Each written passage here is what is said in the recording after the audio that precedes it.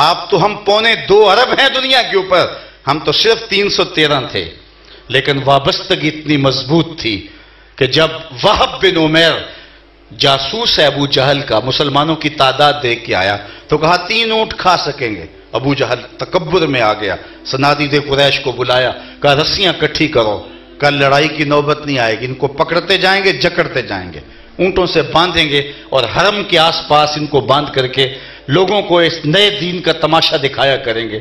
لیکن وہب نے کہا میری پوری رپورٹ تو سن لو۔ تو سنیے وہب بن عمیر کے لفظ، ولیکن رأیت یا معشر قریش المنایا تحمل البلایا۔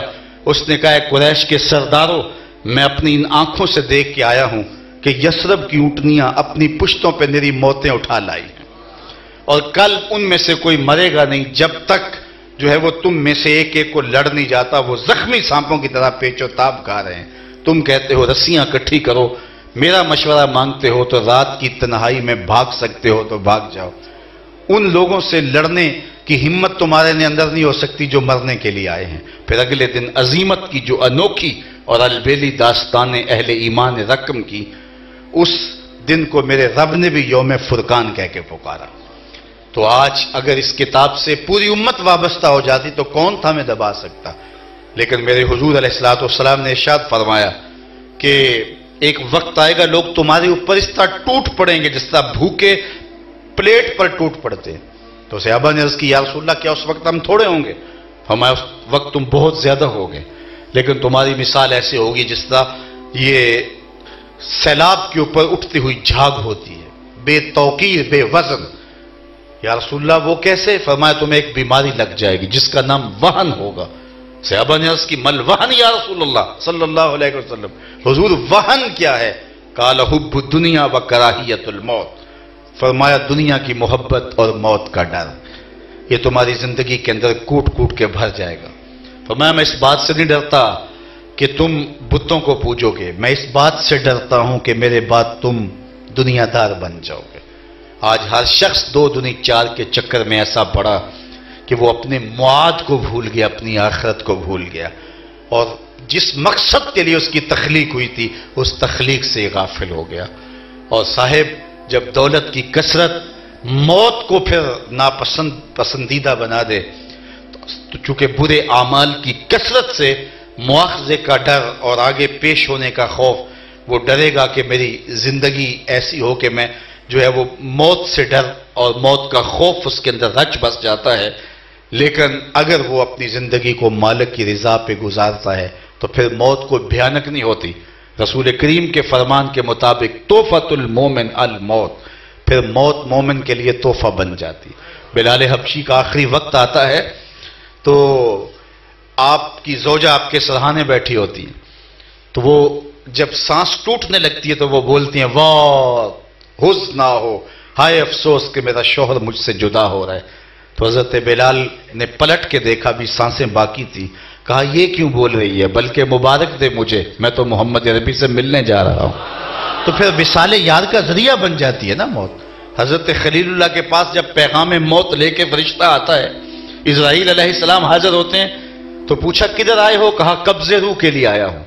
کہا رب مجھے اپنا خلیل بھی کہتا ہے، خلیل عربی میں کہتے ہیں گوڑے یار کو، جگری یار سے کہتے ہیں، گوڑا یار۔ تو کہا میرا رب مجھ کو اپنا خلیل بھی کہتا ہے اور پھر تجھے میری موت کے لیے بھیج دیا، بھلا کوئی ایسا بھی یار ہوتا ہے جو یار کی موت چاہے؟ فرشتہ واپس چلا گیا، بارگاہ عزدی میں عرض گزار ہوا مالک تیرے خلیل نے یہ میسج دیا ہے، یہ پیغام دیا ہے، بھلا کوئی یار بھی یار کی موت چاہتا ہے؟ مجھے خلیل بھی قرار دیا ہے اور آپ کو بھیج دیا۔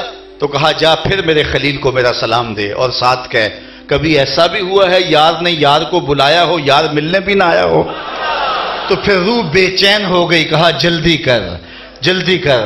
تو جب اپنی زندگی اپنی مرضی سے نہ گزاری گئی ہو، کسی کی مرضی سے گزاری گئی ہو، تو پھر زندگی جو ہے جب بندہ اس دنیا سے چھوٹتا ہے تو تحفہ بنتا ہے اس کے لیے۔ لیکن ہماری زندگی بھی عذاب اور ہم موت سے بھی ترساں اور لرزاں، کراہیت الموت یہ ہماری زندگیوں میں شامل ہو گئی۔ صاحب اس کا علاج کیا ہے؟ اس کا علاج یہی ہے کہ ہم اس کتاب سے جڑ جائیں۔ اجتماعی طور پہ اگر ہم کتاب سے جڑ جائیں تو ہمارا کوئی مسئلہ باقی نہیں رہے گا۔ اور جب حضرت امام مہدی آئیں گے کوئی مسائل باقی نہیں ہوں گے۔ آج ہم روز کسی نہ کسی مصیبت میں پکڑے ہیں۔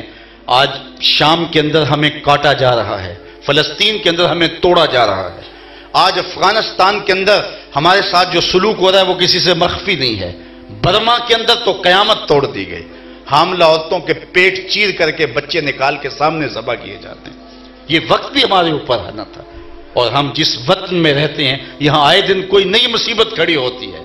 اسلام کا نام لینے والے ممالک کے اندر حضور علیہ السلام کی ناموس اور ختم نبوت پہ باتیں ہوتی ہیں، تو یہ مسئلے مٹ جاتے اگر ہم اس کتاب سے وابستہ ہو جاتے، اس کتاب سے جڑ جاتے۔ ادارۃ المصطفیٰ کا یہی میسج ہے کہ اپنے آپ کو اجتماعی طور پہ اور انفرادی طور پہ اس کتاب سے جوڑ لو اور اس کتاب کا عمل معمول زندگی بنا لو۔ 2 رکوع کم از کم کتاب اللہ کی تلاوت آج سے اپنا معمول بنا لو، پھر دیکھنا زندگی کے اندر کیسے روشنیاں اترنا شروع ہو جائیں گی، کیسے اجالے آنے شروع ہو جائیں گے۔ اس کتاب کا 5واں حق یہ ہے کہ اس کتاب کو بطور قانون نافذ کیا جائے تاکہ ہماری زندگیوں کے اندر روشنی آئے اور ایک خوشگوار معاشرہ تشکیل پائے۔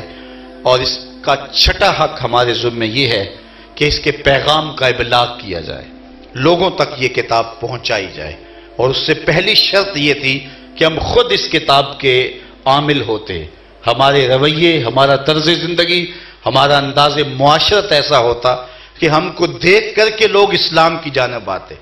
ایک جو ہے وہ انڈیا کا رائٹر ہے سوامی لکشمن پرشاد، اس نے کتاب لکھی عرب کا چاند، تو اسے انٹرویو کیا گیا کہ تیری کتاب اتنی خوبصورت ہے، حضور کی سیرت پر کتاب تھی، سطروں میں لفظ نہیں چراغ رکھے دکھائی دیتے ہیں اور لوگ اس کو پڑھ کر کے ایمان کی تازگی لیتے ہیں، تو خود مسلمان کیوں نہیں ہو گیا؟ تو اس کا جواب سننے والا ہے۔ اس نے کہا جب میں اس کتاب کو لکھنے کے لیے امہات کتب سیر کو پڑھا تو یہ جذبہ میرے دل میں جاگا، لیکن جب میں مسلمانوں کی حالت دیکھتا ہوں تو میں کہتا ہوں میں ہندو ہی ٹھیک ہوں۔ یہ کتنی بڑی بات ہے۔ ہمارے روڈ پہ گاڑی چلتی تھی جس کے پیچھے لکھا ہوتا تھا عقل نہ ہو تو موجیں ہی موجاں، تو اگر نہ سمجھے تو موج ہے، لیکن اگر عقل ہو تو پھر یہ راتوں کی نیند اچاٹ کر لے آج ہمارا کردار لوگوں کے ایمان کے راستے میں رکاوٹ ہے۔ چونکہ کردار اثر انداز ہوتا ہے، تقریر اثر انداز نہیں ہوتی، کردار کی چمک ہوتی ہے۔ حضرت شاہ نقشبند بخاری علیہ رحمہ فرماتے ہیں جس شخص کی خاموشی فائدہ نہیں دیتی اس کی تقریر بھی فائدہ نہیں دیتی، اس لیے اپنے کردار کے اندر چمک پیدا کرنے کی ضرورت ہے۔ امام محمد بن حسن شیبانی جب بصرے آتے ہیں تو یہودی مناظرہ کرنے کے لیے کھڑا ہے، مسلمانوں کا امام آ تو لے، ایسی باتیں کروں گا الٹا کے رکھ دوں گا۔ امام محمد سادہ سا امامہ باندھا ہے، سنت کا جامع پہنا ہے، چمکتا چہرہ، روشن چہرہ، اور آپ گھوڑے پہ سوار ہو کے جب آئے نا تو جو مناظرہ کرنے بیٹھا تھا اس کی نظر جب آپ کے چہرے پہ پڑی تو اس کے لبوں پہ کلمہ جاری ہو گیا۔ تو جو اس کے ہم جولی اور باقی لوگ تھے انہوں نے کہا یہ کیا ہوا، تم تو مناظرہ کرنے آئے تھے؟ تو اس نے کہا جب میں نے امام محمد بن حسن شیبانی کے چمکتے ہوئے چہرے کو دیکھا تو میں نے کہا کہ جب مسلمانوں کے چھوٹے محمد کی یہ شان ہے تو بڑا محمد کیسا ہوگا؟ یہ شان ہے خدمتگاروں کی، سرکار کا عالم کیا ہوگا؟ تو آج میں اور آپ اپنے کردار کو اتنا مضبوط کریں اور اپنے کردار کی چمک سے لوگوں پر اثر انداز ہوں۔ اور ایسا ہوا ماضی میں کہ مسلمان جدھر گئے، دیکھیے حضرت داتا گنج بخش علی اجمیری آئے اور انہوں نے پورے پنجاب کو زندگی دے دی، ایمان کی حرارت دے دی۔ حضرت سیف الدین سرہندی دہلی میں آئے، 3 لاکھ کافروں کو کلمہ توحید پڑھایا۔ حضرت خواجہ معین الدین چشتی اجمیری کی نگاہ کیمی اثر سے 90 لاکھ کافروں نے کلمہ توحید پڑھا۔